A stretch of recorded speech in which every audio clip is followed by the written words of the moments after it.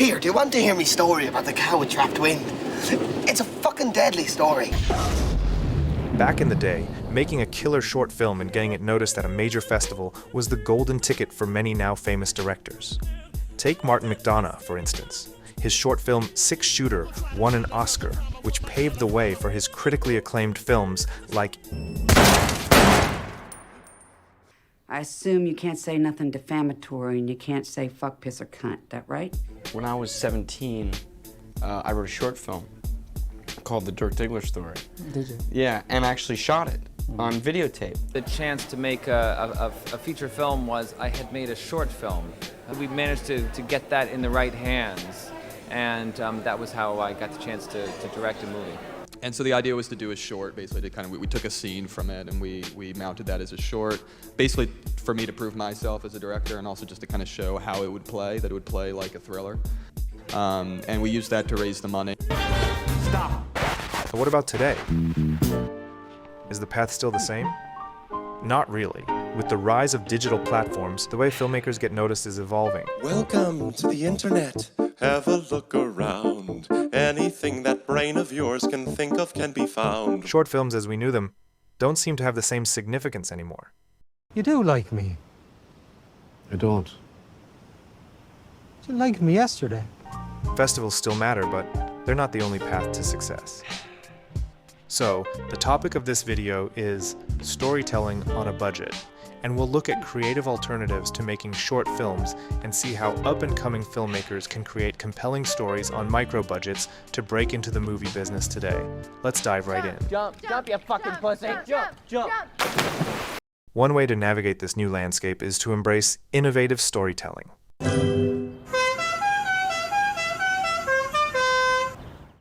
Using everyday footage and voiceovers can create compelling documentary-style content, like this, for example.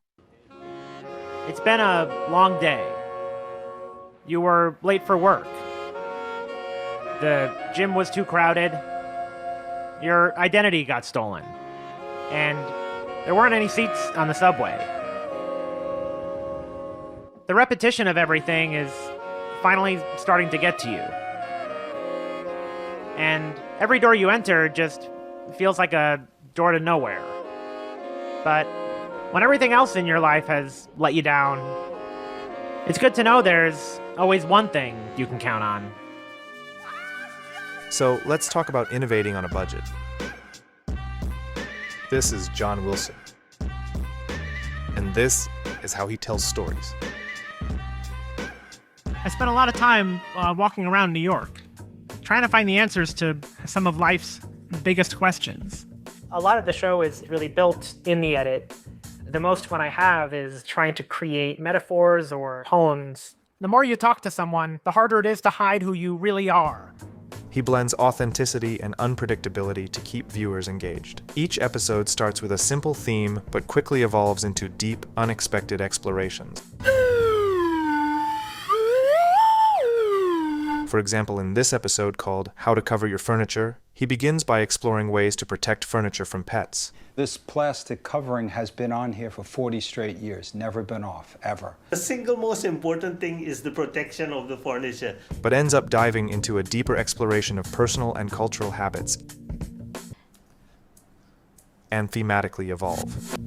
Eventually, even touching on circumcision. Nature put foreskin on our bodies for a reason. And women have foreskin too.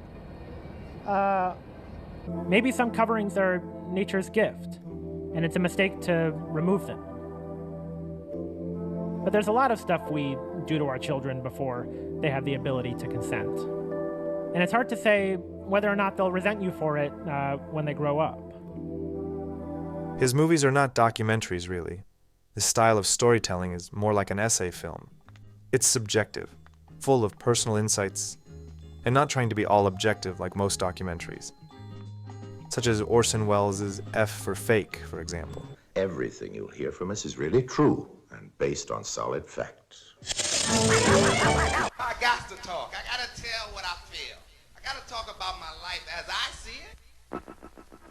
But how did John Wilson break through and got signed by HBO? He started by capturing the quirky, unnoticed aspects of New York City. Basically, anytime there's kind of a glitch in the matrix, that's when I pull out the camera and I start filming. Which caught the attention of Nathan Fielder. Known for his innovative storytelling on shows like Nathan for You, The Rehearsal, and The Curse. Recognizing Wilson's unique style, Fielder joined as a producer for Wilson's show. To John, I said, what do you want to do? What's your vision? And he sends me this shot of a loaf of bread.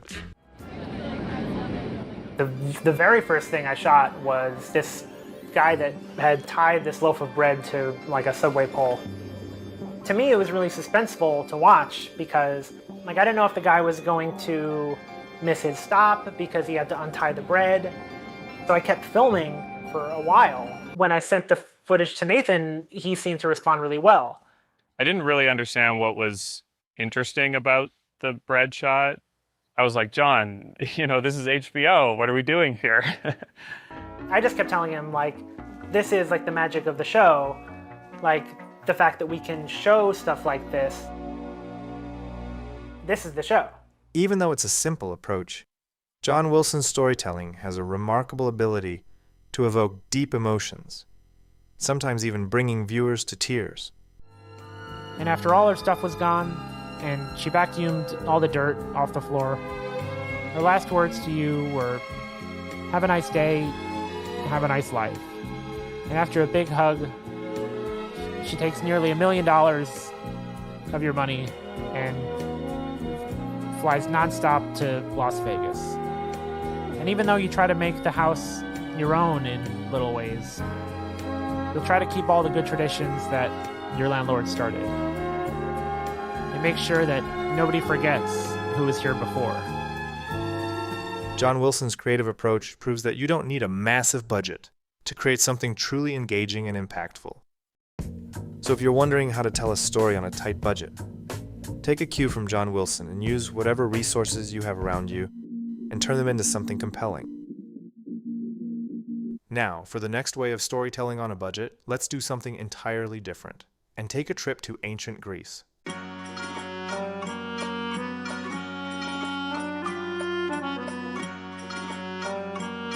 Over 2,000 years ago in Athens, oral storytelling was the main way to share knowledge and culture. People gathered to listen to stories, speeches, and philosophical debates. These stories weren't just for entertainment. They were how history, culture, and knowledge were passed down from one generation to the next.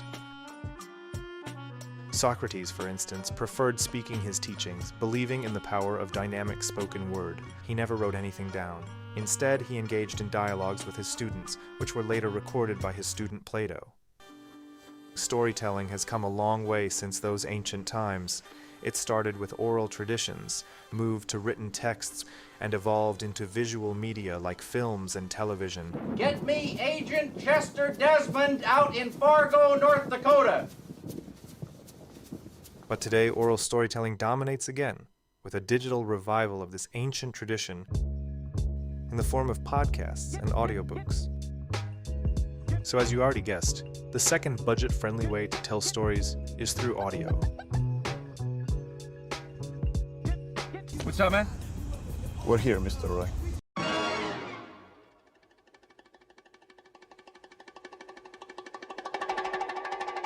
Every day, millions of people tune into their favorite podcasts. Audio fits seamlessly into our busy lives, allowing us to consume stories while multitasking, something traditional reading or visual storytelling doesn't offer. Whether we're doing dishes, cooking, or walking in the park, podcasts are there with us. But audio storytelling isn't just about convenience. It's a powerful medium that sparks our imagination, making us co-creators of the narrative. Each listener's mental imagery is unique, turning the experience into something deeply personal. In movies, when a character walks out of view and we hear only sounds, our imagination fills in the gaps. We create vivid images in our minds. We become active participants in the story. Drop it! This makes the experience feel personal and intimate, as our minds are not just consuming content, but actively creating alongside the storyteller. Similarly, in audio storytelling, the absence of visuals invites us to co-create the narrative, painting scenes in our minds.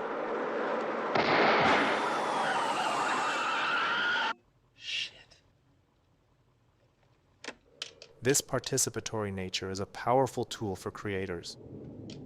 Storytellers can craft narrative fiction podcasts that are engaging and captivating. Take Jordan Peele's Quiet Part Loud. When they told me you had a podcast, I thought you were going to be interviewing people. I thought it was going to be a conversation. They were like, no, he made a horror podcast. 911, what is your emergency? I need to report an accident. This guy, he's hurt his head. There's a lot of blood. Is he still breathing, sir? These podcasts draw listeners in, using sound to build suspense and evoke emotions. As podcasts gain popularity, narrative podcasts can offer an alternative to traditional storytelling. Radio plays have been around for a long time, but the rise of podcast culture is breathing new life into this medium. In Case 63, Case 63 for the record, a Spotify original audio series with Julianne Moore and Oscar Isaac, simple dialogue between a psychologist and a patient weaves suspense and drama solely through sound. Can you tell me again what year you come from?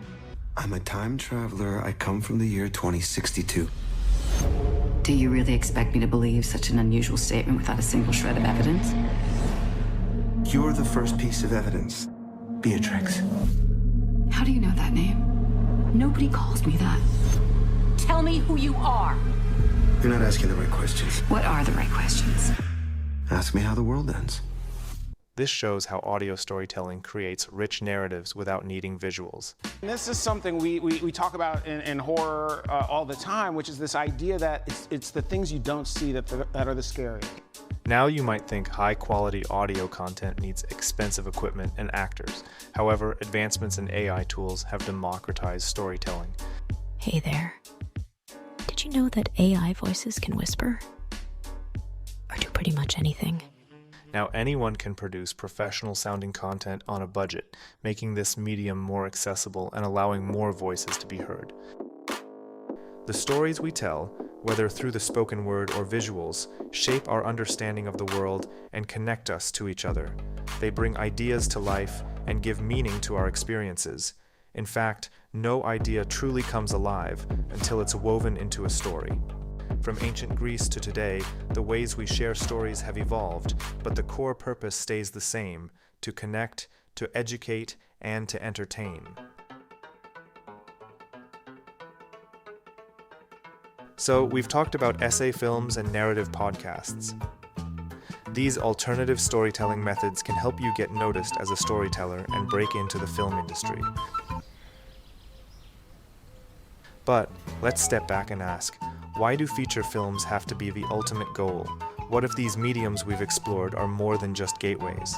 What if they are valid and impactful art forms in their own right? The world of storytelling is vast and diverse, not limited to just feature films or TV shows. Maybe embracing and mastering these alternative mediums can be just as rewarding. Breaking into the traditional film industry might not be as relevant anymore. If you're a good storyteller, you can tell stories through any medium.